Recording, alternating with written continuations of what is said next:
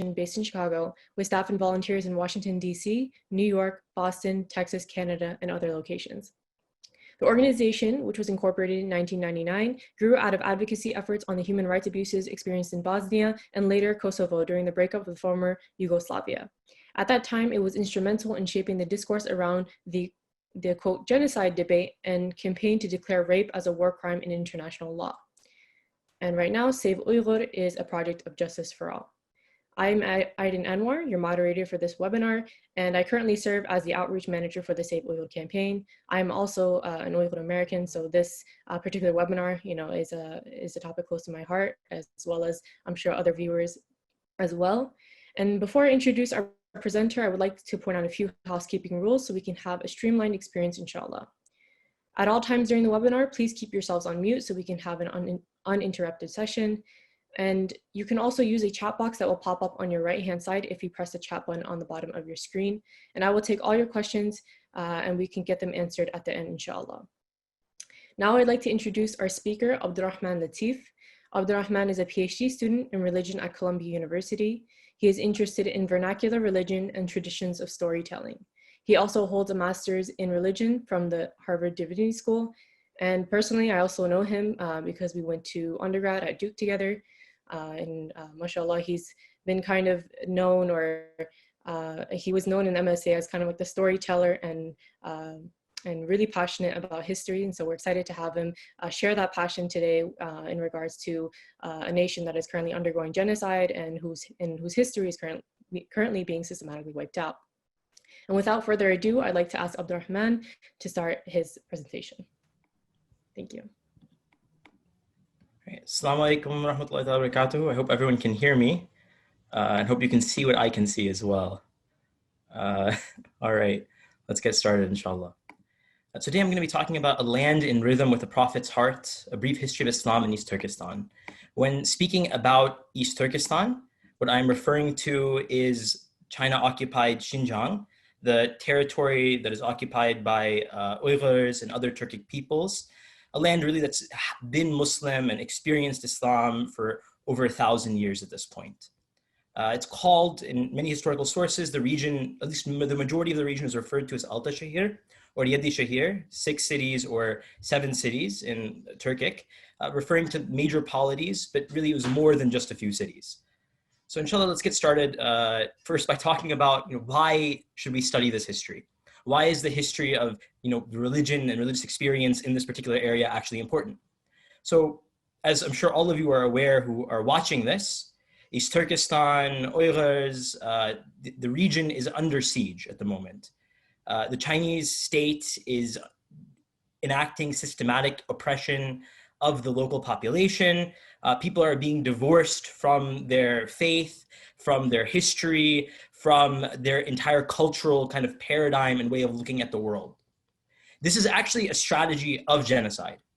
And a strategy not just of genocide of today, but even something we see that happened previously in forms of slavery before, in forms of domination. When you want to change a population, when you want to completely dominate it, you have to erase its identity.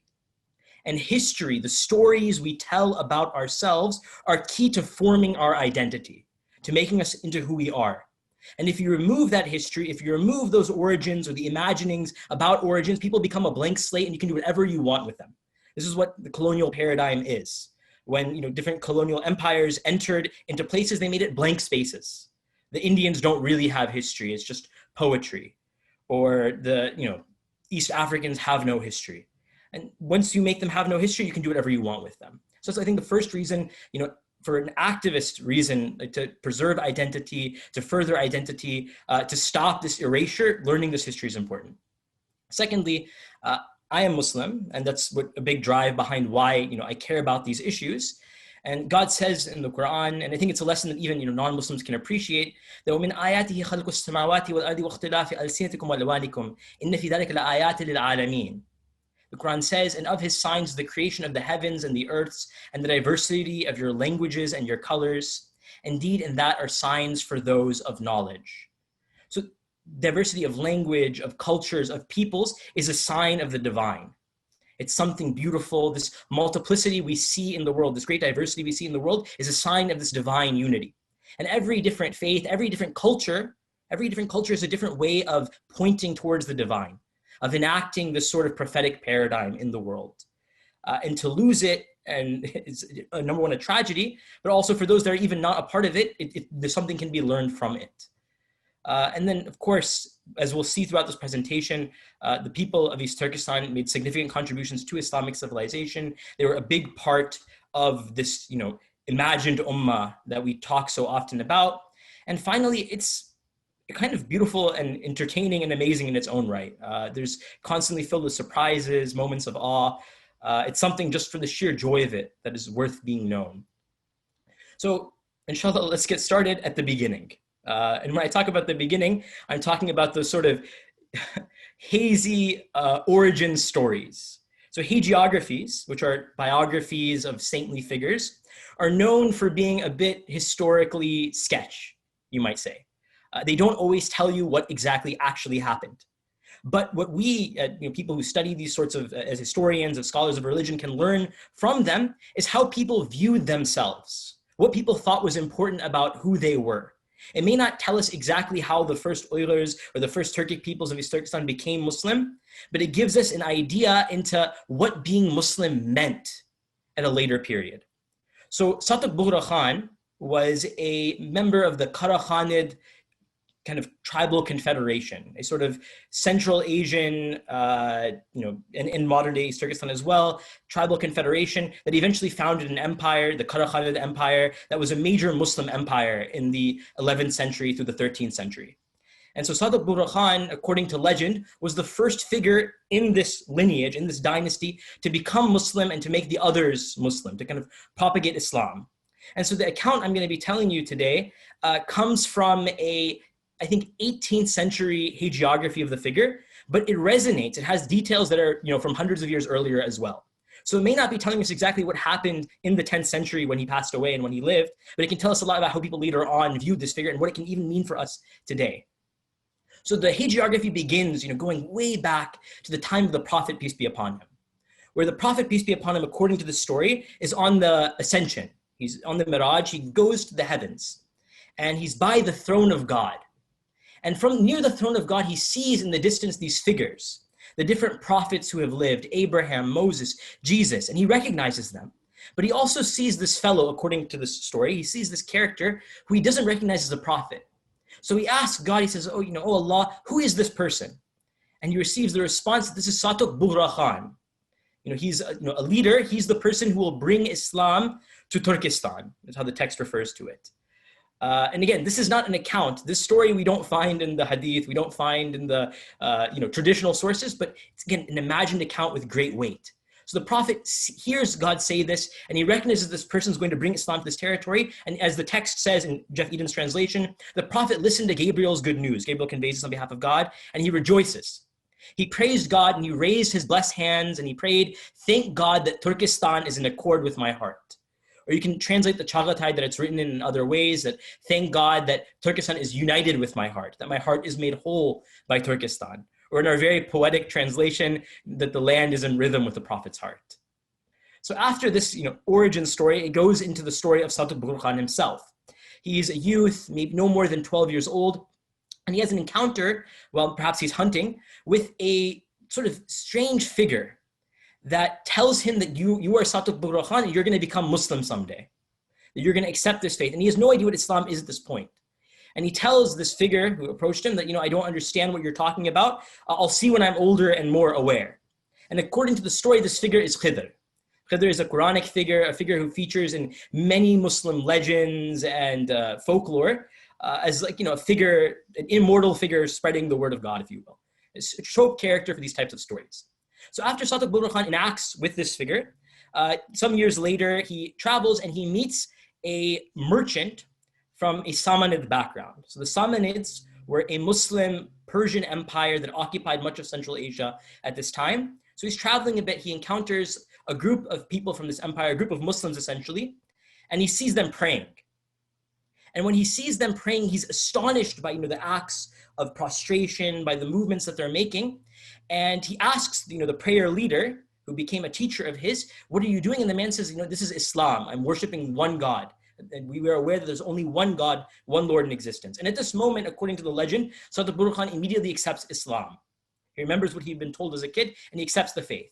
And then after he accepts the faith, he starts asking questions. Okay, who is this prophet? Who is this? Who is that? He starts asking all these questions and learning about the faith. So it goes to tell us that this conception, how did Islam begin? How was Islam imagined? First, it starts off very simply, as there being one God, and then immediately the prophet is important.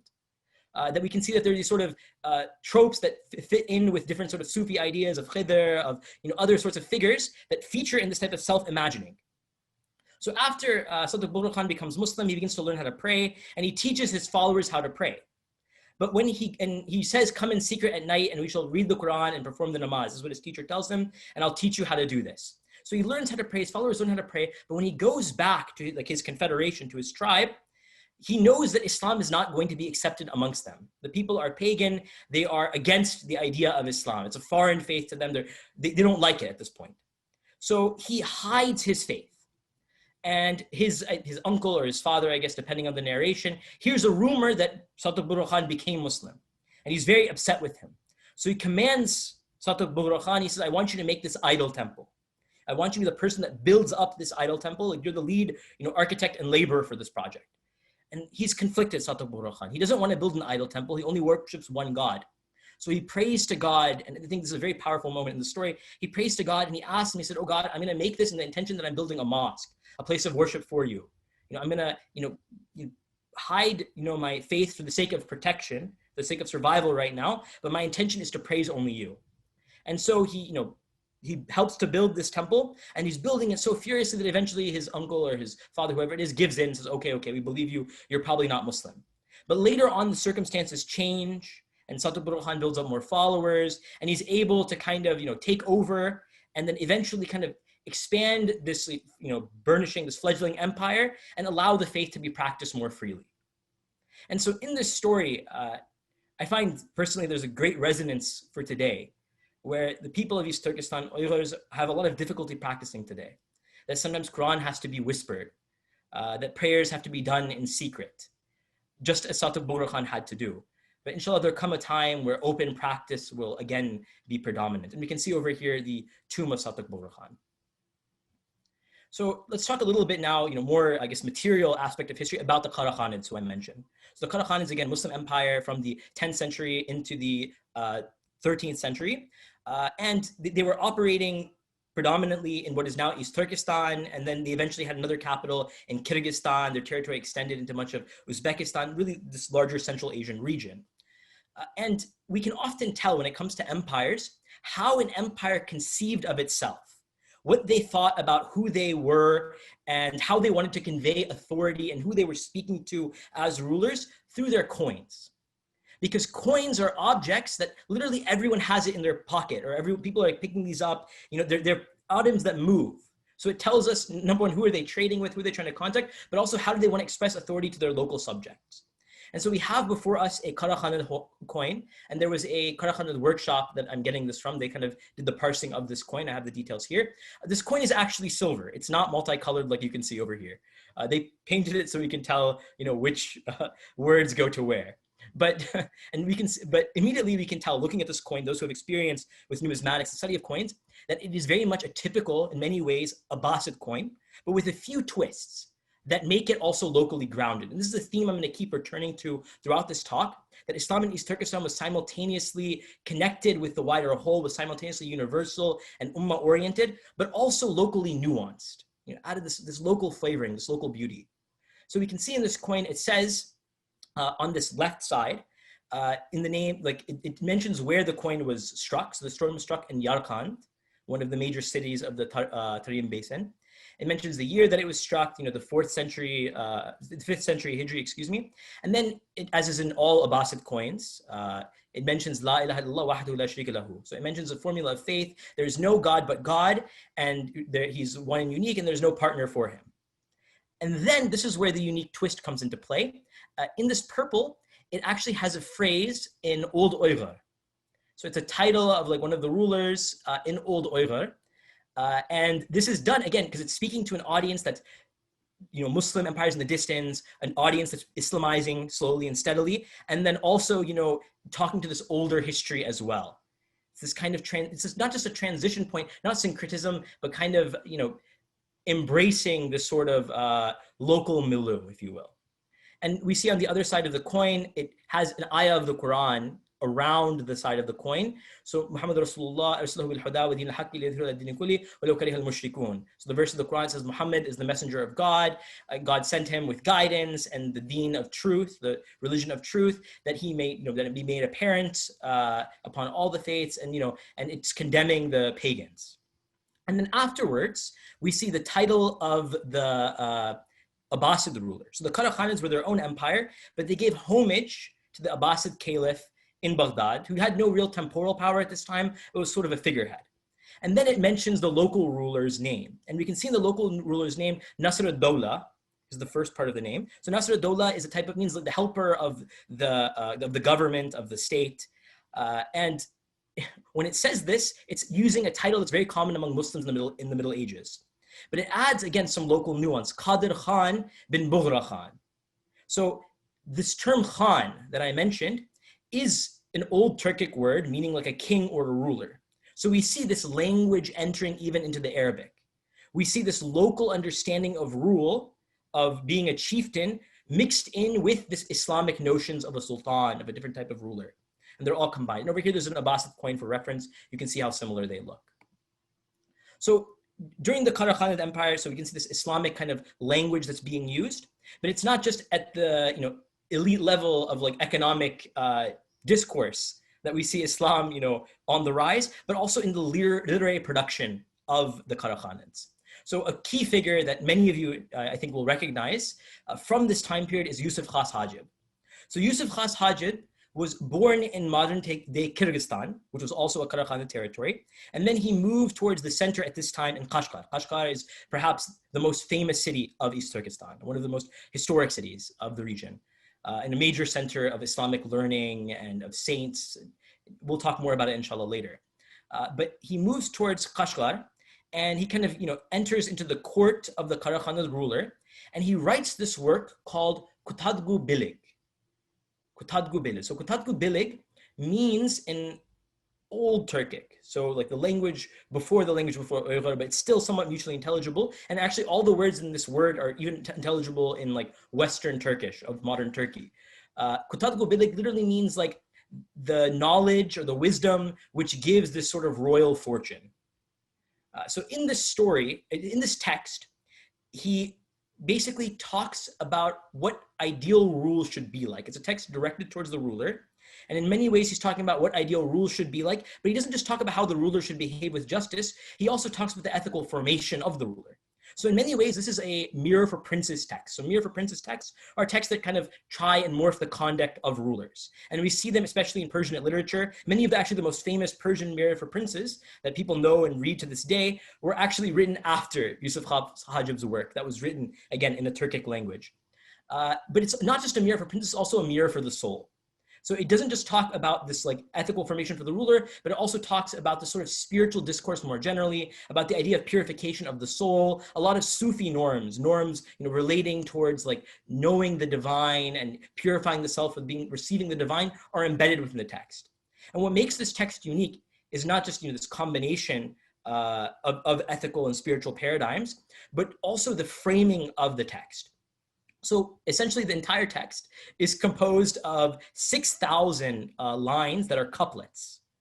Okay, so I think 6,000 or so couplets, all in sustained meter. And there are four major characters in the text who basically speak to one another. And all the ideas that Yusuf Khas Hajib is trying to convey come through these characters. So these characters are the king, who's named Rising Sun, who stands in for justice, Full Moon, who's a vizier, Highly Praised, who's the vizier's son, and Wide Awake, who's an ascetic. And each of them are not just fulfilling a sort of social role, but also there's some sort of value that's implied by them. So there's multiple layers of symbolism going on within this text that is, again, incredibly, incredibly powerful. And just to give you a few samples of what the text says. So the text begins in a way that's actually very common for a lot of Muslim texts of this time period, where it talks about, God, talks about the prophet, is praising, and then it talks about speech in general. So there's several and talks about, the four caliphs. A lot of things are very common to these types of texts from this time period. So an excerpt from the beginning, we can see over here. Unfortunately, for some reason, it's being covered for me by my Zoom box. Give me 1 second. I'm sorry. I don't know how to move that. Give me 1 second. I'm so sorry.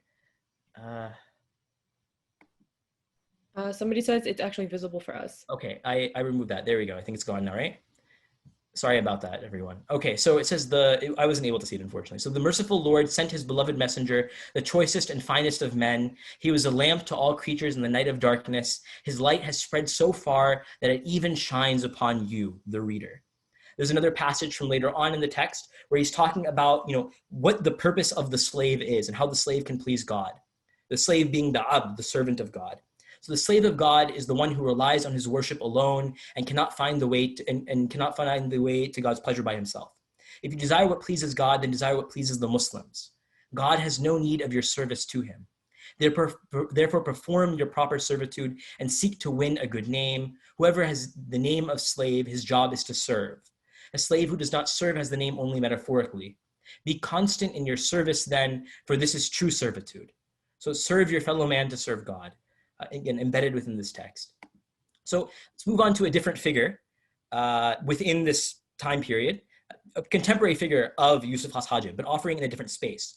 So Mahmud Kashgari, who passed away at the very beginning of the 12th century, was from Kashgar, again, in East Turkestan, and eventually he made his way with the rise of the fortunes of the Uighur Turks of the Seljuks to Baghdad, to the court of the Caliph. And the Seljuks, this Oghuz Turkic, so a different Turkic branch of rulers, kind of dominated the political landscape, but the Caliph was still a central figure during this time period. And so he presents this text called Diwan Lughat al-Turk to the Caliph. And this text, really in the history of Islamic civilizational texts in general, is almost entirely unique. So it is a compendium of the Turkic languages. So essentially, it gives a sort of lexicon of the different Turkic dialects that existed from the time period, a sort of modern aerial linguistics, if you will, but also putting in nuggets of history, of social circumstance, of poetry. A lot of common proverbs that we hear today are actually embedded within this very same text. So in the beginning of the text, he starts talking about why he's writing it. And so he mentions in this text the fortunes of the Turks, why it's important that people know them, why is the Caliph even asking to know them. So he talks about a hadith that he once heard. And he mentions he's not sure if it's authentic or not, but the message of it still rings true. That the hadith says, learn the tongue of the Turks, for their reign will be long. So the Turkic peoples, the Oghuz, the Karakhanids, and others will rule for a long time. And then Mahmud Kashgari says, if this hadith is sound, if this tradition of the Prophet is sound, and the burden of the proof is on those, those who doubt it, then learning it is a religious duty. And if it is not sound, still wisdom demands it. So he's advocating even the learning and understanding of this language. And then again, in another early passage in the text, he talks about different Turkic varieties that you hear in different places in Central Asia and in East Turkestan. So he talks about Balasagun, which is in Kyrgyzstan, which is the capital of the Karakhanids. And he also talks about Kashgar over here. And he talks about how they're different varieties of Turkic and Kashgar, one more Persianized, one less Persianized. But again, at this time period, in the middle of the 11th century, literally in the 1070s when this book is written, we see, these languages being predominant in these areas, alhamdulillah.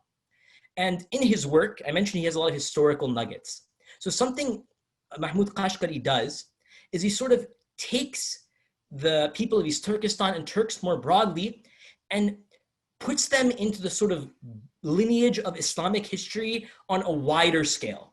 What I mean is those idea of biblical lineages, right? The sort of idea of, they say people are Semitic, right? So the son of Shem, which is one of the sons of, there's a particular lineage that comes from this biblical narrative that was very influential among Muslims, among Christians, among Jews. So he takes the Turkic people and he fits them into this narrative as well. He puts them into this sort of biblical lineage. They're in Islamic history, like the prophetic history as well. So he talks here about, the Turks are from, there's like 20 tribes or so. And he mentions that, they all trace back to the lineage of Turk bin Yafith bin Nuh, of Turk, son of Yafith, son of Noah. So he puts it again into the ark. He's putting the people into this sort of lineage. Elsewhere in his text, he not only fits this sort of biblical lineage for his people, but he also puts Quranic stories in conjunction with the lives of the people of East Turkestan. So he talks at one point in his text, and I believe this is a translation by Robert Devereux, if I'm correct, that the king, this Turkic king, goes to the eastern lands, and Dhul-Qarnayn, who's Alexander the Great in the modern Qur'an. Dhul-Qarnayn is a figure who features in Surah Kahf, the 18th surah of the Quran. And he's also considered, equated with Alexander the Great quite often. So, there's a battle essentially between this Turkic king and Alexander the Great. Alexander the Great is defeated, but afterwards, to make peace, he built cities of Uighur, and he remained there for some time. So at this time period, the word Uighur referred to a smaller group than it does today. It was of the Turkic groups that became the modern Uighur, it was a smaller subsection, but he made cities in the north of East Turkestan at this time period, according to this legendary narrative that's contained within this text. Again, fitting Quranic history into the history of his people. Sometimes the imaginings of history tell us more about what people want to be and how they act than the nitty-gritty of, oh, this happened, that happened, etc. And something in his text, Diwan al-Lughat al-Turk, and you'll see it's actually in my background as well, if you can see the little video clip, is that he has a world map. But it's not a traditional world map. It's a world map that is centered on the Turkic lands. So the typical world map of this time period, both in Muslim lands and Christian lands, everywhere really, was circular. And for the Muslims, especially, typically south was in the top of the map and north was in the bottom of the map, and Mecca, Medina was in the center. Because he wants to talk about the Turkic peoples in particular, he actually puts the Karakhal domain in the center. So Balasaghun, this over here, you can see like a English translation version of the same map. Balasaghun is in the center of the map, essentially. That's what's important right now. And we can see beside Balasaghun, again, in this imagining of the world, Kashgar, Yarkand, Khotan, places that are predominant parts of East Turkestan. They're all in this map. And something else that makes this map unique, and I've never really seen one quite like this, is that the top of the map is actually the east. It's Sharq, right? So that's very different from the traditional map that has south at the top of the map among Muslims, or even the traditional Western map that has a north at the top. So very unique over here. And we can see in the bottom of the map, we can see over here the land of Hijaz, that's Mecca and Medina, India off to the side, all these territories that we talk about, it's just a different angle of looking at them. So after, let's fast forward a little bit. So Mahmud Kashgari passed away in the 11th century. Actually, the beginning of the 12th century. We're going to fast forward a couple hundred years to a different circumstance, a different kind of awareness of East Turkestan. Not talking about a figure from there, but somebody who visited the land. So Saadi Shirazi, which many of you may recognize, was perhaps the most famous Persian poet, besides Rumi, perhaps, of all time. He's considered at least one of the 5 most famous Persian poets of all time. And he wrote this text. He wrote 2 very famous texts, one called the Bustan, one called Gulistan in Persian, that were essentially trying to formulate the spiritual and ethical kind of life of the reader. And they're texts that not just when he wrote it, he published this work, Gulistan, in 1258. Actually, the same years that the Mongols conquered Baghdad, he published this text. It wasn't just at that time that it was being read, but even to the present day, you will find this text being read and being lived. If you go back to education in the 19th century in South Asia, before the British really changed things, this text was probably the most important text besides like the Quran as like a primer for young students. So in this text, he tells lots of stories in the Gulistan. And one of the stories is about his visit to Kashgar. So he says that he goes to the congregational mosque in Kashgar, and there he meets a young grammarian. So this young grammarian, he describes in radiant terms, is teaching Arabic grammar to a group. He's discussing Arabic grammar with a group of other students. And Saadi comes in and he makes some jokes about Arabic. He tells him he's from Shiraz. And the grammarian doesn't recognize Saadi, but he knows that in Shiraz there's a poet named Saadi who's very famous, whose poetry he's heard. So he asks Saadi, he said, "Oh, can you tell me some of the poetry of Saadi?" Again, not being aware. And so according to Saadi's story, he tells him some Arabic poetry that's kind of comical. Then the young man asks, "Can you tell me some of his poetry in Persian? Because Persian is even more understood than Arabic for us." And then Saadi tells him some poetry in Persian. And eventually, the young man finds out that this is actually the poet himself, and he embraces him. And Sadi eventually has to leave, but he says upon leaving, his experience was such with this young man in Kashgar: "If I do not die of grief on the day of farewell, do not count me as honest in my affection." So we can see from the story a few things, whether it was historic or not, whether Sadi actually visited this place or not. And we can see in 16th century artistic miniature depiction of this story, that Arabic learning, Arabic grammar, understanding the Quran, understanding Islamic legal texts has a long, long history in East Turkestan. This young man was teaching grammar, Arabic grammar, in the same manner that it was being taught in other places. Furthermore, Persian poetry, Persian literature, cultural norms were also had like deep roots within the land. A lot of scholars talk about this idea of the Persianate, and other terms that are somewhat different, the idea of Balkans to Bengal, that this entire region had a sort of Persian vibe, that Islam was talked about in Persian quite often. There was literature infused with norms about the divine. Essentially, there's an entire space of imaginary, the same sorts of poetic tropes kind of existed with this language in this space that can be employed in different ways in different places, but in a way that also kind of honored this sort of shared unity amidst the diversity. So very much Kashgar was a part of this wider sphere. So we can see, I mentioned that Arabic sources were predominant. So I did just a quick search of a few Arabic sort of manuscript sources and sources that talk about the works of different author. One text, maybe some of you may know it, Hidayat al-Arafin from the 19th century, especially was a major source. And it just goes through in Hijri years, some of the major authors who were publishing works that had wide circulation in Arabic, that were about the traditional Islamic sciences generally. And we can see over here, again, in Hijri years. So I only searched for Kashgari authors. No other cities may have many authors, but to make it simple, I just searched for Kashgar. And immediately we can see, in the 5th century Hijri, so in the 11th, 12th century, there was an author of a book on adhkar. A century, 2 centuries later, there's a noted author on Sufi texts.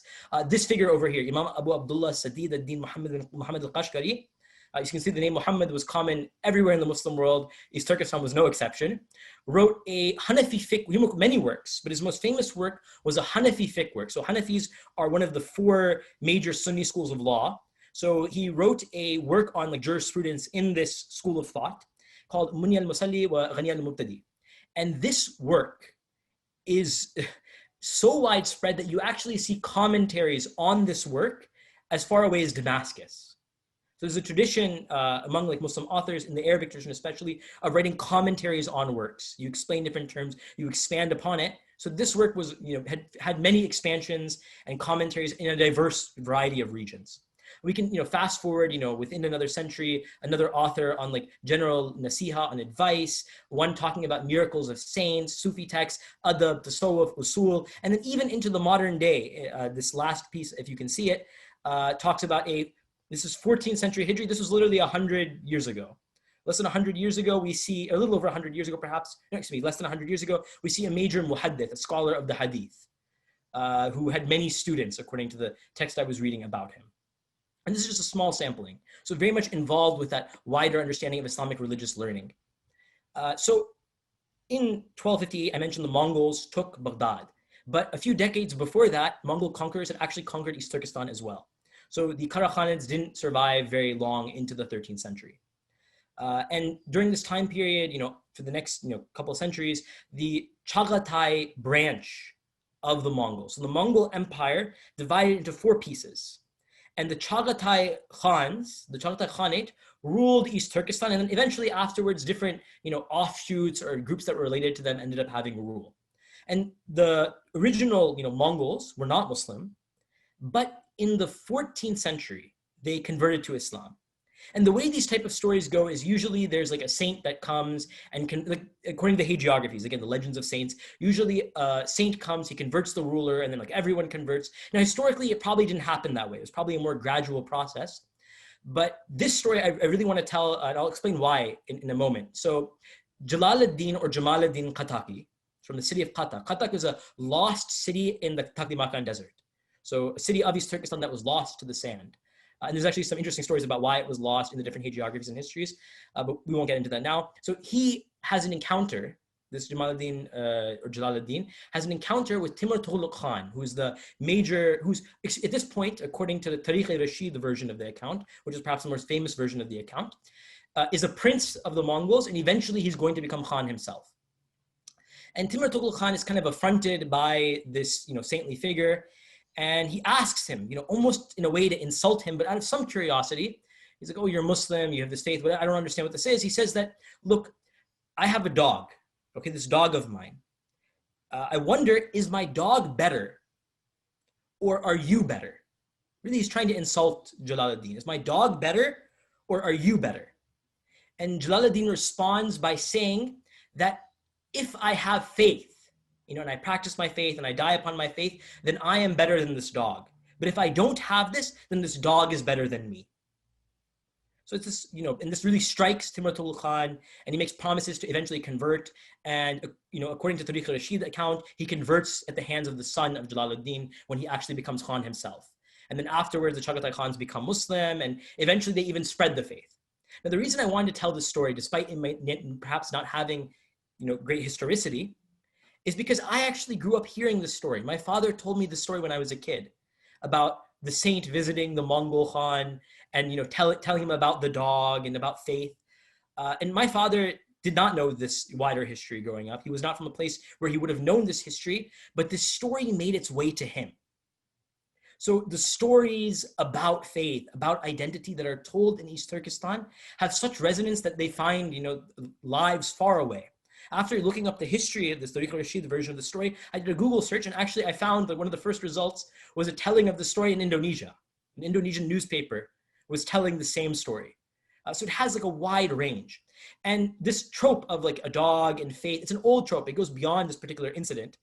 There are different texts that use this kind of idea in different ways, but it goes to show that the stories of East Turkestan had a wide resonance, and also they were participant in the themes and topoi, the sort of narrative elements of other parts of the sort of wider Islamic imaginary. So I mentioned now that the Mongols and Mongol successor states, became Muslim. They participated in spreading Islam to new areas. Really, we see under them that like the land becomes overwhelmingly Muslim eventually. In the 15th century, Timur the Lame, was a sort of Turkic conqueror that conquered, much of the known world, and especially Central Asia. He conquered Anatolia, the wide swath of regions.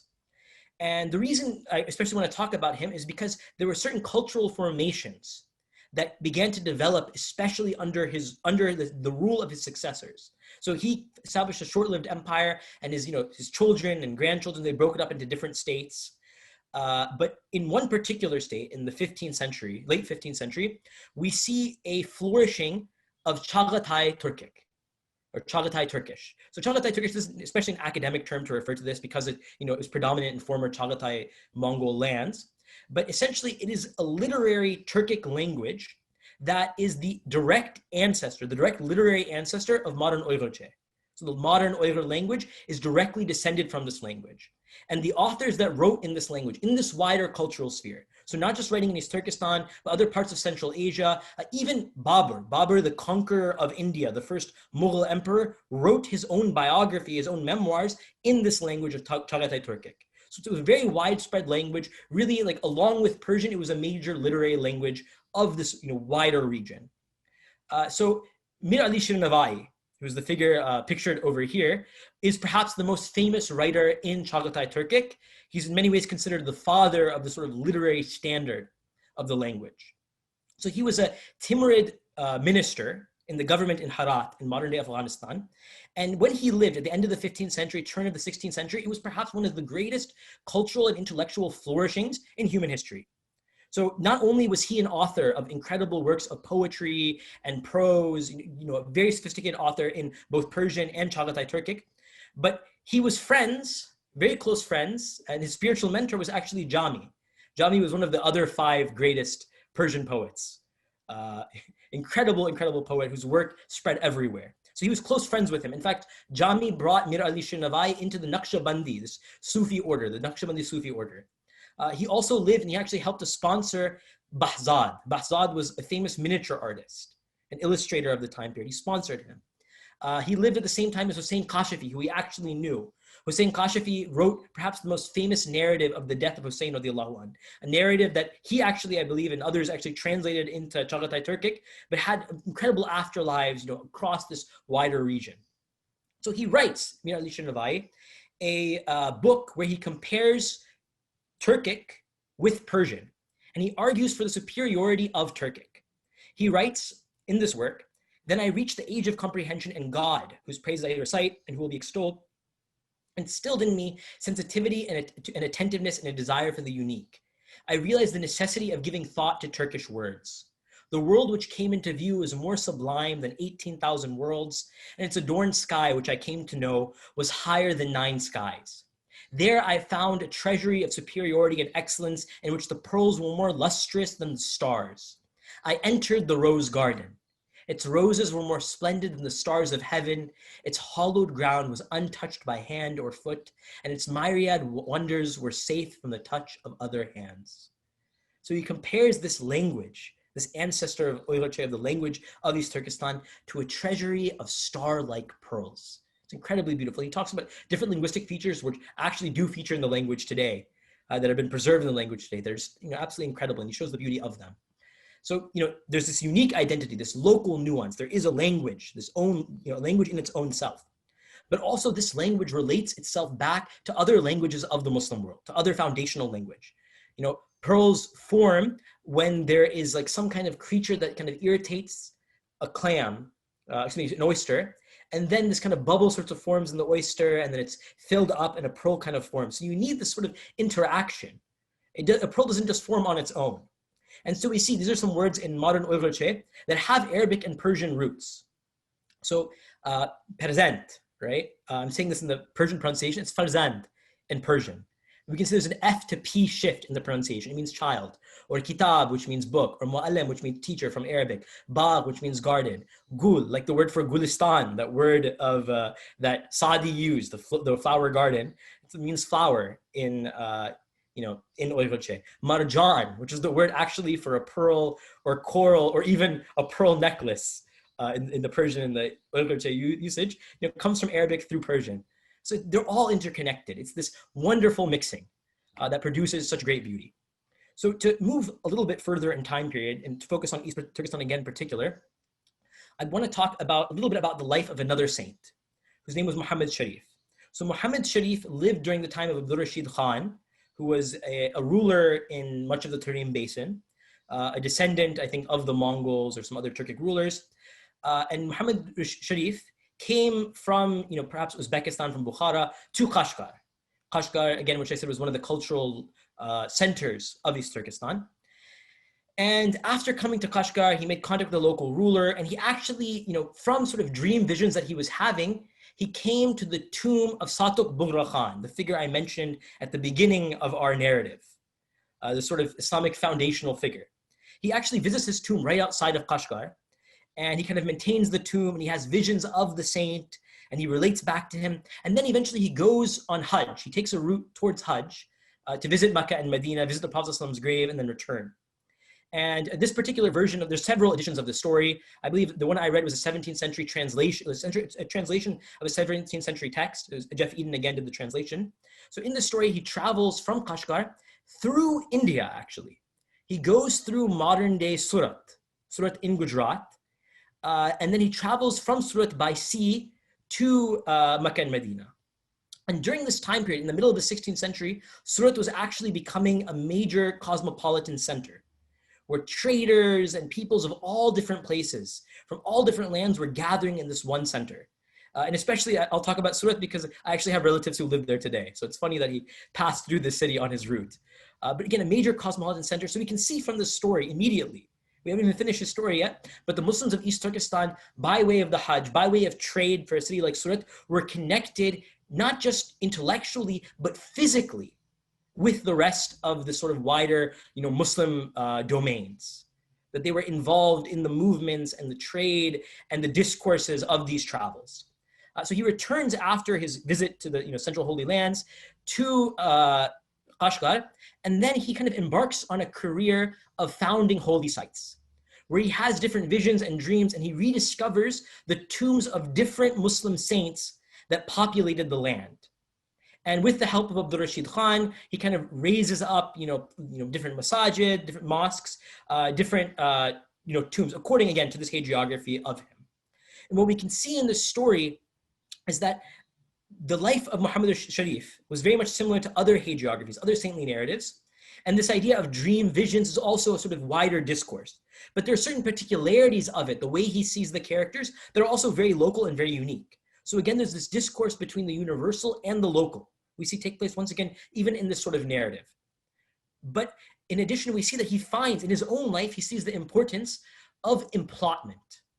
That Muslim graves, the Muslims who are buried, the saints that came before, the people buried in the soil, make the land Muslim.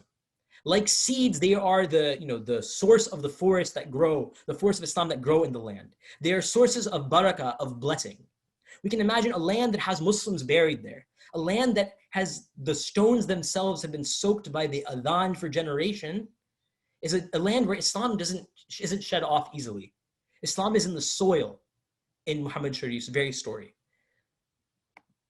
So, from the 16th century onwards, and I'm covering, I guess, a lot of ground over here. Again, it wasn't just this discourse of saints in particular, which again, these saintly stories, like Muhammad Sharif's story, when they were written down, they were often told. They were read and they were told orally. There was visitations of the shrines of these figures that had these stories told about them. And this was a major way that people learned their own history. For centuries with different variations. Riyan Thumb has an excellent book on this that's way more nuanced than I can capture in this short time. But again, it wasn't just these particular sites or this like elite literature or what have you that represented what Islam was in the land. It was also that daily discourses, even the music, was infused with Islamic norms. So this is a drawing by a friend of mine, an artistic depiction of Aman Nisa Khan. So Aman Nisa Khan is again another legendary figure. She's talked about first in the middle of the 19th century in history of musicians. But her life took place in the 16th century. In fact, according to the narrative, she was actually the wife of Abdul Rashid Khan, the ruler I mentioned earlier who helped sponsor Muhammad Sharif. So she helps to preserve what are called the 12 muqams. So the sort of wide, musical cycle that's still told and practiced and alive today. And within this like cycle of music, different Sufi tropes and norms are preserved. So it's very much this, again, local music fused and imbibed with all these different varieties. We can see over here depictions of different instruments of East Turkestan. So to fast forward a little bit more, I mentioned earlier about the Naqshbandis, if anyone remembers. I know I'm mentioning a lot of figures and places, so totally okay if I'm moving a bit too fast, my apologies. But I mentioned the Naqshbandis were a Sufi order. That the Sufi order, like many Sufi orders, connected itself, right? It was a sort of set of spiritual practices or spiritual community that connected itself in a spiritual chain back to the Prophet. That these teachings, according to the claim of the Sufi order, were taught by the Prophet to Abu Bakr, his companion, and eventually they were taught to Jafar as-Sadiq, who is a descendant of both Ali radiallahu anh, the cousin of the Prophet ﷺ, and of Abu Bakr, who was a descendant of Prophet ﷺ himself, to several other figures, right? And there are different branches that arise from the Sufi order. So this Sufi order, along with several other Sufi orders, become very predominant in East Turkestan. A lot of major figures, elites, and perhaps locals and non-elites as well are involved in these sorts of discourses. So I mentioned earlier about Mir Ali Shir Navai. So Mir Ali Shir Navai was inducted into the Naqshbandi order by Jami, the famous Persian poet. Jami in turn was inducted into the order by a fellow by the name of Saad al-Qashqari. So someone by the name of Saad who seemed to have come from Kashgar. A major figure of the 15th century, not just in East Turkestan, but all throughout Central Asia, even into Anatolia, was Ahmed Yasavi. Ahmed Yasavi was another Naqshbandi writer. And now finally to talk about this image I have over here. So this image is a particular simultaneously genealogical and spiritual lineage of the Apak or Afaq Khojas. So the Apak or Afaq Khojas were a group descended. So the main figure was Apak Khoja, who became a ruler of Kashgar in the late 17th century. And him and his entire line were descended, as we can see, these different circles going back up to Makhdum al-Azam, who was Ahmed Kashani. Ahmed Kashani was a major Naqshbandi figure of the 15th century. So his descendants in the 17th century become these sorts of these kind of worldly rulers with a sort of spiritual lineage, this simultaneity, right? Again, when I'm saying that Sufism was dominant, I mean like literally dominant in the land. But of course, in the midst of Jungarian and then Qing domination, the Apak Khojas often did not have power afterwards. But even when they were not temporally in power, they were kind of the symbols quite often of revolt, of rebellion against Qing domination, the Qianlong Empire's domination. So we see this quite often that different revolts arise around these Apak Khoja figures, these sort of Sufi leader figures. And even Yaqub Bey, who erected a state in the late 19th century, was in some way or the other, in a complex manner, connected with and kind of dealt with these figures. So again, to move into the 19th century, again, moving quite quickly because there's a huge history and we're just touching the surface, really just a glimpse of the wider whole. I want to give us sort of, again, another material or perhaps literary image or snapshot of what Islam was like. So this is the 19th century, early 20th century, just a little over 100 years ago, that a figure by the name of Gunnar Jarring. Gunnar Jarring was a Swedish diplomat, came to East Turkestan and he collected a lot of manuscripts. In total, he collected over 500 manuscripts being handwritten texts. And he brings these texts back to Sweden. And alhamdulillah, they're accessible for research. And in fact, over 200 of them have been digitized. So you can see them today. And they give you, again, a kind of snapshot, not just of what he was interested in, but what types of materials, what sort of literary texts were read or being recited in the land in the late 19th century, early 20th century. And so we see, a history of Yaqub Bey. This is a small sampling. The poetry of Mir Ali Shirnavai, the figure I mentioned earlier, his works had resonance in these lands. The poetry of Ahmed Yasavi, the Naqshbandi figure I mentioned earlier. Works on the Miraj, the ascension of the Prophet. Stories of the Prophet works, especially Raghabuzi. So Raghabuzi wrote in Khwarezmi and Turkic, which is the same language essentially that Yusuf Khas wrote in, a sort of ancestor of Chagatai. So he wrote a stories of the Prophet collection that was translated into Chagatai that was very much alive within East Turkestan. And you can imagine these types of stories, the prophets were quite often recited. Different folkloric texts about, Mola Nasruddin or Nasruddin Effendi or Nasruddin Hoja, this sort of comical figure who gives ethical kind of knowledge, whose kind of his folkloric stories are spread all the way from East Turkestan to Turkey. They even morphed into a different figure in Egypt, very widespread. We see these type of texts telling his stories. There are also futua manuals of various professions. So futua it's often translated as Sufi chivalry. It's sort of like quite often, but not always, a guild-oriented kind of development of spirituality across Central Asia into Anatolia. One of the major figures was a late Abbasid Caliph, and like the development of it has many manifestations. But we see within his collection several manuals for different professions. So there's a text about blacksmiths, a text about, I think, people that deal with the weather or something, several different texts. And each one of these texts kind of give like a weird, they tell things that the person should recite, words praising God.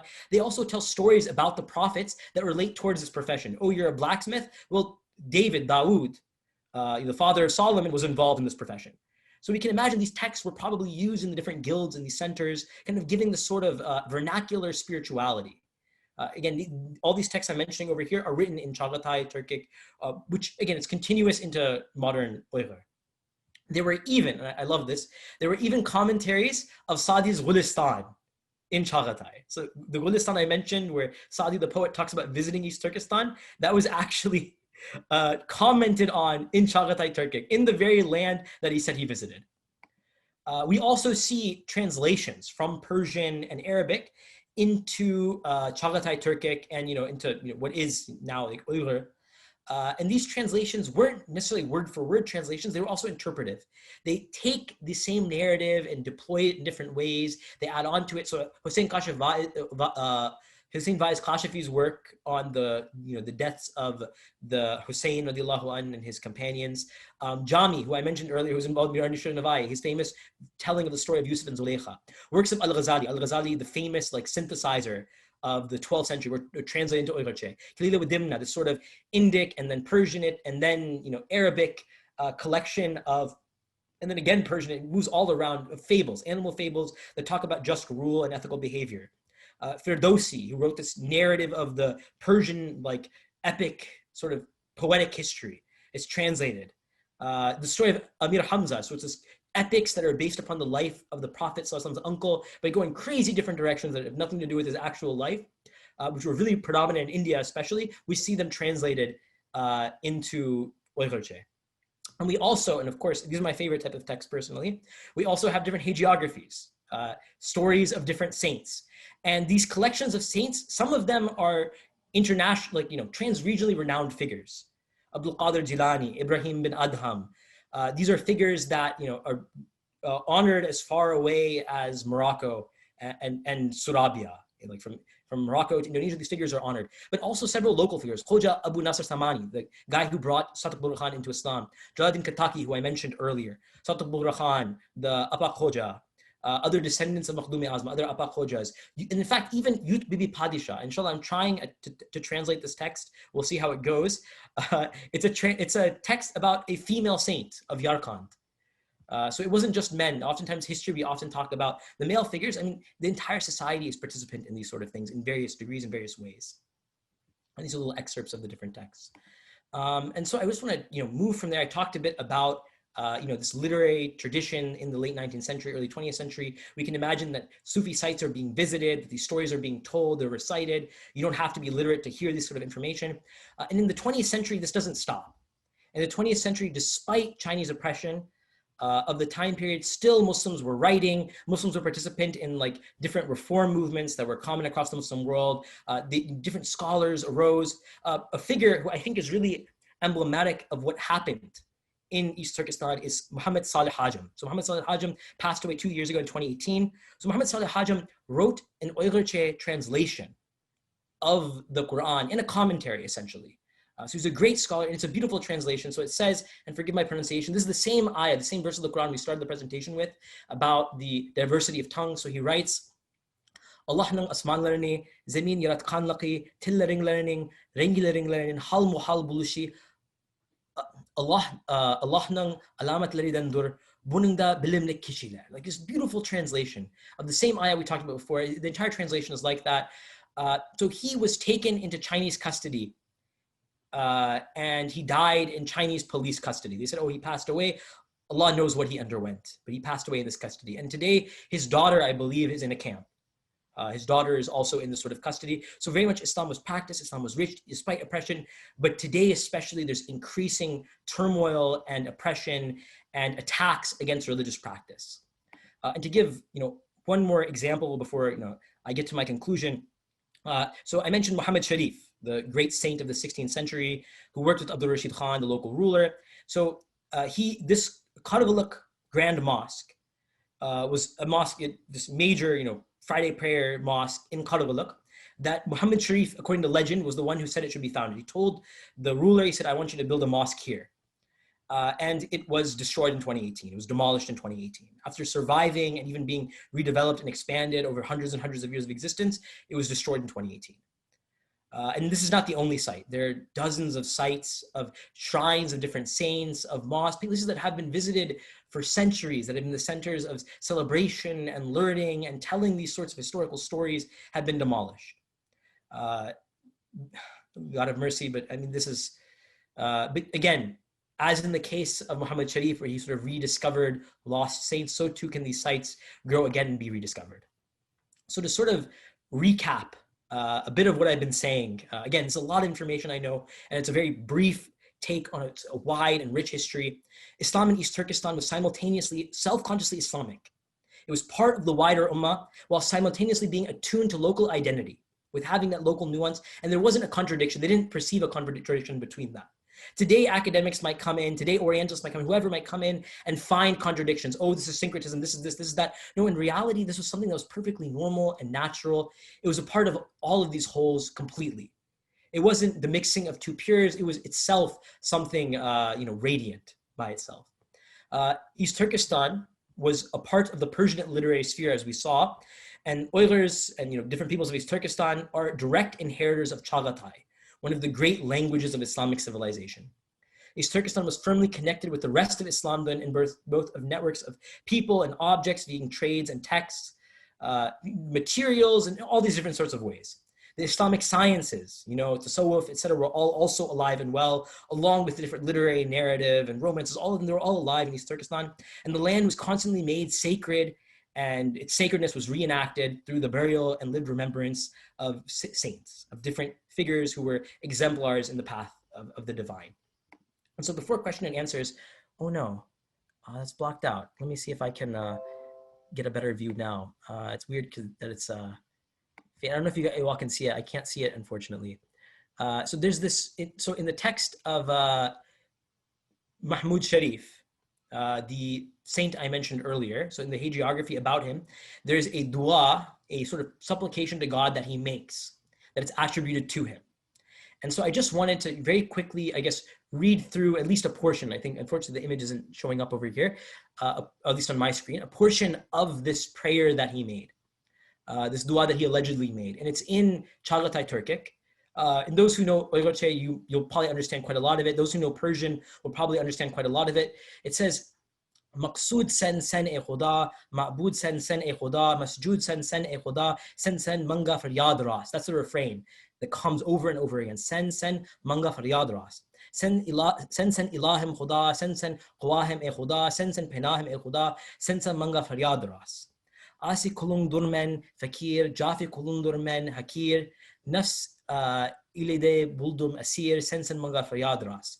Ey razik e hey kadim, afu elige sen e kareem, hajat raqil e rahim, sen manga faryad ras. Like over and over it goes through. And Jeff Eden, who translated this text, gives a translation as well of this prayer at the very end. So he says, you are the aim, you, O Lord. You are the deity, you, O Lord. You are the adorned one, you, O Lord. You are my defender, faryad ras. You are my Lord, O God. You are my witness, O Lord. You are my shelter, O Lord. You are my defender. I am your disobedient slave. I am your barefoot slave. I am tiny. I am a prisoner in the hands of the lower self. You are my defender. O ancient living provider, forgive me, O generous one. Provide what is needed, compassionate one. You are my defender. Endless sins I have committed. With every breath I cry, I cry, alas. On judgment day, my book is black. You are my defender. I am weeping, O Lord. I am most alive, O Lord. I am in confusion, O Lord. You are my defender. I discover your scent at the hour of dawn. I cry aloud in your lane. A vagabond, I've walked your path. You are my defender. I am mad and restless. I am weeping in misery. I cry bitterly in separation from you. You are my defender. So, a prayer hundreds of years old in this vernacular language that I think has a powerful resonance for all of us even today. All I personally can say, is Ameen, may God accept. And so with that, love to open the floor for any announcements that have to be made by the organizers, but also comments and questions. I'm also a student of this. I consider myself a complete amateur. I'm here to learn from you, and I hope you benefited something. And I ask your forgiveness and God's forgiveness for any mistakes or, obliterations of nuance, fumbles that I have made. Thank you. Jazakallah khair, Abdurrahman. That was a really great presentation. I think a lot of people have been watching on social media as well and commenting how first impressed they were, and someone commented that this kid's not he could probably be Uighur because of how much history he's been explaining to the audience, and I myself learned a lot, so thank you again. For anyone with questions or comments, please go ahead and use the Q&A box at the bottom. It's there for your purpose. So does anyone have anything to add, any comments or something that you guys would like to share? So I see something about access to the PowerPoints. Yeah, I can happily, either download it or give a link to the PowerPoint. I'll give it to the organizers and they can hopefully send it out to people. And I can also, I didn't include a bibliography, but I'm happy to maybe within a week or so put a bibliography together for the sources that I used and send them out as well. Okay, well, nobody's asking questions. I'm surprised because there's a lot that was covered. Hina, do you have anything to add? Hina is also one of our panelist today, or not panelist, she's part of one of the co-sponsors from Muslim Matters, also the director for Justice for All. Assalamu alaikum. Jazakallah khair. This was wonderful. I just the connection. When we speak about this in just the framework of oppression and genocide, and you forget all the rich history and the ties of the ummah, and just the words that you were saying, and I could hear those words in the poetry that has been recited in my own home, and subhanallah, like the traditions, and that was. And yes, we know it, but just to see it in the way you presented it, Jazakallah khair. I wanted to ask you, if you could do a little bit of what Islam was like currently. Were there madrasas teaching Islam right before like 2017?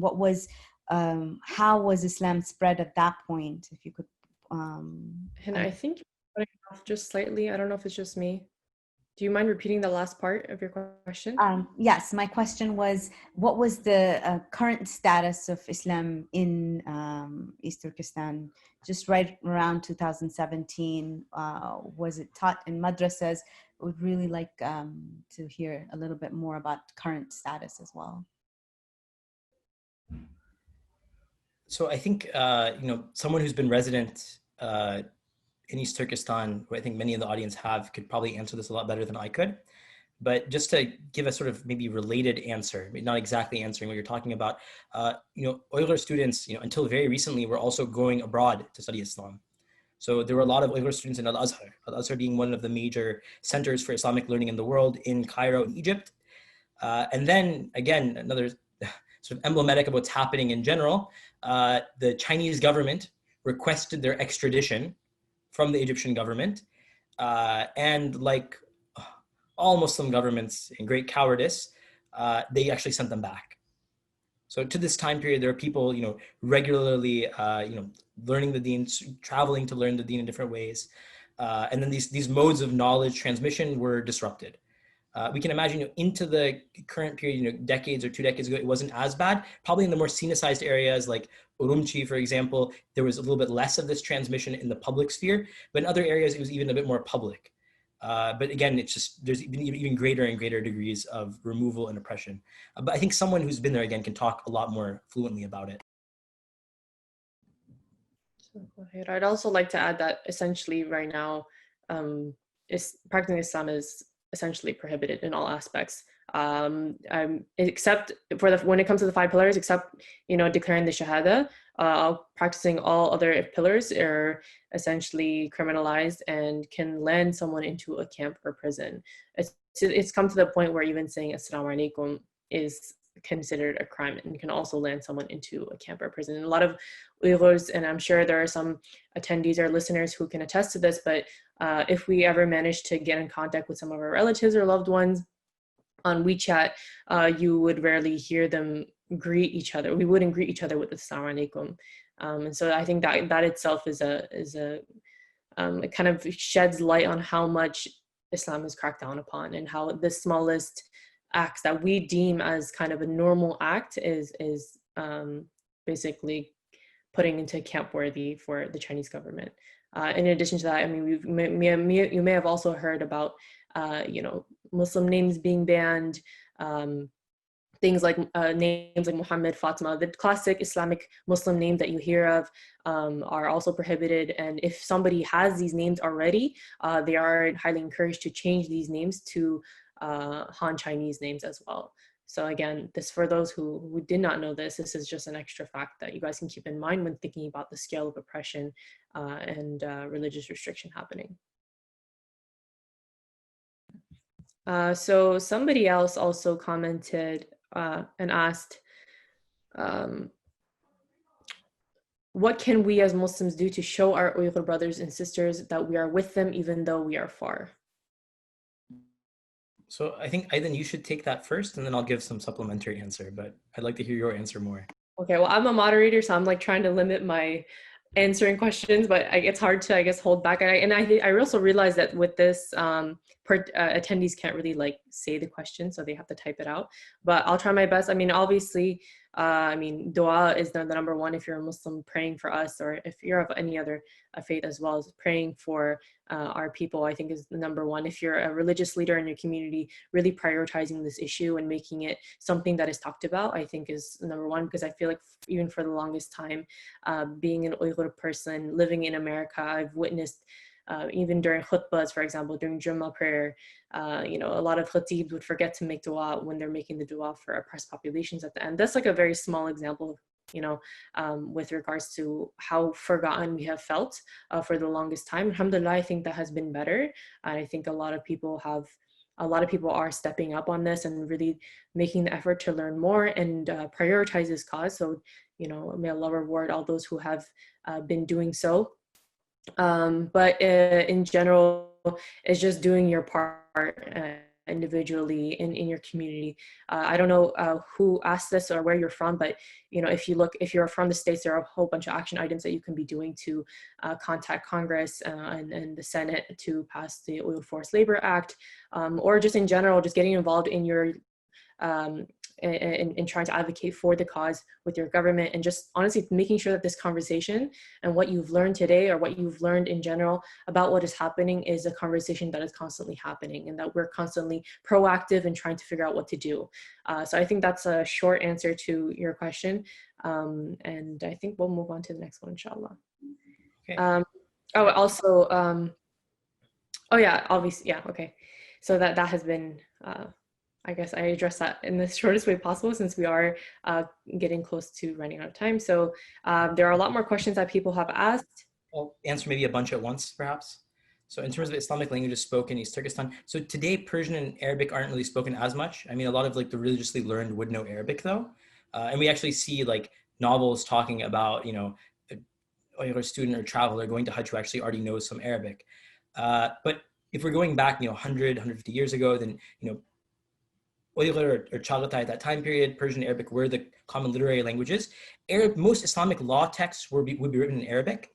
In other places, I'm not as much familiar in the circumstance, we do see like certain like law primers written in Persian or another kind of like vernacular. So that happens occasionally, but more so we see like literary texts, poetry written in Uighur and in Chagatai and in Persian. And we see like hagiographies especially would be written in Uighur. A lot of texts that were in Persian would be moving in there. A text like kind of general spirituality texts, texts like a lot of Al-Ghazali's works, which were kind of for like everyone, but talked about a wide range of religious practice, would also be texts we'd see in translation, for example. And then in terms of the role of saints, shrines, and the preservation of local culture and language more recently, so very much like, shrines were and until the present day, until like literally until their destruction, were very much centers of, remembrance of these sorts of histories, of the stories of these saints. These stories were told. In many ways, these stories of saints are stories that are embodied. People learn religious values and morals and ways of being from these stories. They're not things on paper that you just pick up. They're things that you kind of live, you enact. And these sorts of festivals and visitations were very much involved with this. But something you see, especially in the late 20th century, is the rise of like a culture of novels. So a lot of the history was preserved within novels in East Turkestan. Like novels quite often would tell a lot of these stories in a more colloquial format. And so even the Satuk Boghra Khan, who I mentioned, for example, a lot of people might not know that hagiography, even though it was a very like predominant hagiography, they might know the similar story through a popular novel from like the mid to late 20th century. And inshallah, you can access a lot of novels today online. There are a lot of YouTube readings of novels. There are a lot of websites. Unfortunately, not many things have been translated. Some hagiographies have been translated into English, and a couple like short stories, etc., but there aren't that many that have been translated, unfortunately. Okay. Then CCP, see Islam is studying it. How do I understand the difference? I think it. So can you also address what the question is before answering? Okay, so it says it is clear that CCP see Islam and studying it as clear forms of terrorism, yet China has very close relations to Muslim countries like Pakistan. How do we reconcile this? So I attended a talk recently by Ryan Thum, who I think is much more of an expert on this subject than I am, where he talks about the difference between the Hui and the Uyghurs, right? And why is it the Hui? The Hui are like ethnically Chinese Muslims because their Islam is seen, and even now they're actually facing some oppression, right? But because historically their Islam was seen as more Sinicized, and the Uyghurs' Islam was seen more different, more foreign to Chinese values or modes of expression, what have you, they were not oppressed as much as the Uyghurs themselves were oppressed. In terms of, again, China has close relations with Muslim countries like Pakistan for economic reasons. To build these different sorts of pipelines. There's a pipeline that was being built through Pakistan, a port that was being built in Gwadar by the Chinese government. These are economic decisions. And for the same reasons that they're building things there, Muslim countries themselves have unfortunately not been at the forefront of activism, have kind of denied, really completely and utterly denied what's happening. Because, they want, the dollar is a greater deity to a lot of these governments than God. If we're putting it in an Islamic mode of thinking, unfortunately. So the next question was, before Islam, what did Uyghurs believe? So this is an interesting question because really this identity I'm talking about, this idea of Uyghur that we're talking about, is something that was forged through the crucible of Islam. It was an identity very much formed with Islam. There were Turkic tribes that were starting to migrate to the region, everything before Islam. But like this identity in particular was very much forged through Islam. Now, if you go back over 1,000 years ago, there were Manichaeans, there were several Aryan peoples in East Turkestan, there were Buddhists, there were shamanistic beliefs, all these things did exist. But various forms. I think one of the comments is saying practice all forms of religion. A lot of these forms of religion were very much practiced. And then, in the 10th century, Islam begins to rise, and for the next several hundred years, it really increases in predominance. The interesting thing about this question, there was, different beliefs before Islam. There was literature. The old Uighur Empire that the people today take the name from, eventually became a Buddhist empire, and there are amazing drawings that are preserved in caves from this empire. Everything. The issue is that unfortunately, sometimes the Chinese government wants to talk about this pre-Islamic history and deny the Islamic history. You jump back over 1,000 years ago. Oh, that's what people really are. This Islam thing, these people aren't really Turks. They're not really this. They're not really that. They want to deny this history, right? So I think it's important also, these are all, again, different legacies, of course, absolutely. But the Islamic history, unfortunately, gets very much de-emphasized, or when it is emphasized by the Chinese government and others, it's emphasized in a way that, oh, it's radical, it's terrorism, it's this attack, blah, blah, blah, all of that. But as we've seen, it's actually something rich and beautiful. Jazakallah khair for the next one. How to respond to people that still deny the genocide. Again, I think it takes a little bit more, but the thing is, people will always, unfortunately, blindness is willful, right? A lot of times sometimes people are just ignorant, they actually don't know, and when they know, they'll be awakened to something. But oftentimes people are just, because of their particular station, their social position, they don't want to see what's happening. So it's the same way that it was happening in Palestine.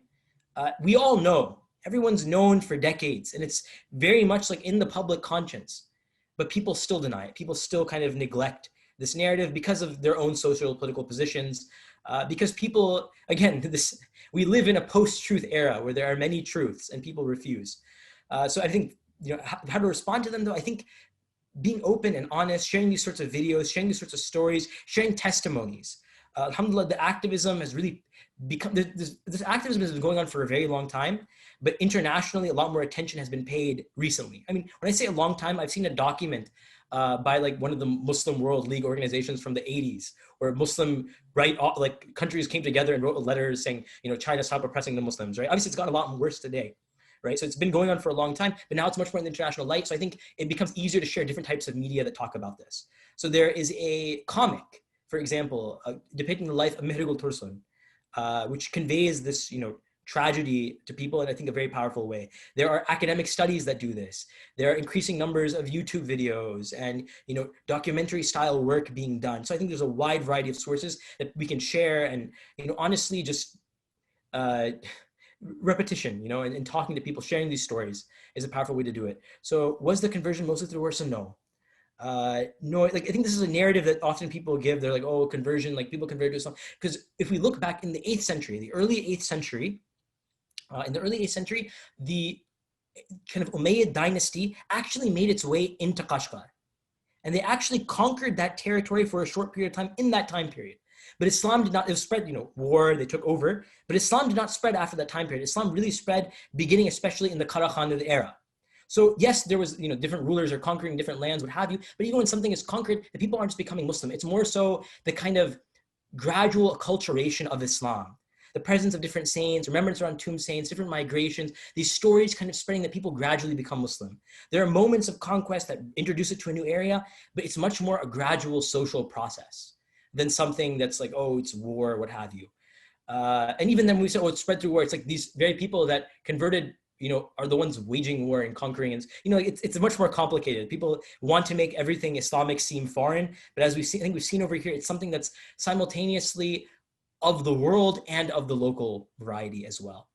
Are these heritage sites, novels, and cultural acknowledged by UNESCO? Can by any means? How can we know this history? So unfortunately, UNESCO really doesn't have much power when it comes to protecting these type of things. When we think of Palmyra in Syria, UNESCO definitely raised a fuss about Palmyra being devastated in the conflict in Syria, which is definitely a major UNESCO site, one of the most famous Roman post-whatever sites in the Middle East.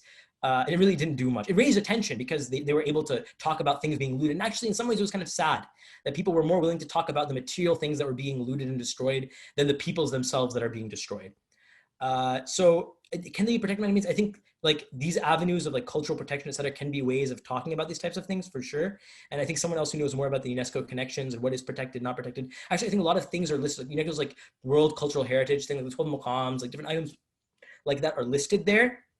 But there's no force. But I think this is a good way to learn about this. So how can we as a non-Uighur get to know this history? Inshallah, I'll send out a bibliography of various texts. A lot of texts are quite academic, unfortunately. So sometimes the access can be a little bit difficult. Also, a lot of work is still being done in this history. There's so many people, so many young academics, so many popular students who are starting to do work on this, who are translating texts, reading texts. So I mean, these are various ways. Inshallah, just checking. Somebody also asked towards the beginning, could you recommend a couple of books about East Turkestan? I think it'll be easier. I'll send a little bibliography to people rather than butcher people's last names myself. Inshallah. I think there's a couple questions in the chat box, not the Q&A. Somebody asked, can you recommend books to learn about the Chagatai Turks? Same thing about, I'll send a bibliography within a week, inshallah, but also Tariq-e Rashidi. It's a translated text. I think it's been translated at least once or twice. It was a 16th century text written in Srinagar, in Kashmir, actually. The ruler was a cousin of Babur, the founder of the Mughals. He was a local ruler in Kashmir who also wrote this text in Chagatai Turkic, where he talked about the sort of Chagatai Khan, the history of the Chagatai Mongols. So that Mongol history and the conversion to Islam, it's all in that story. And there are other variants of these type of stories, but there's beautiful details and little things. When you read one of these pre-modern histories, again, it's very different from histories today. They're not so much this is exactly what happened. We have to be super objective. They're telling stories, right? And they're constructing narratives and identity and moral lessons through these types of histories. But it's really worth a read. It's just a fascinating text. Is it helpful to born in Chinese here and let business establishments know what? Absolutely. Absolutely. I think there's, I think again, we can talk more about this. There's, in Congress, the discussion about, stopping this, forced labor, companies from relying on forced labor. We've seen it worked in South Africa, this boycott and divestment.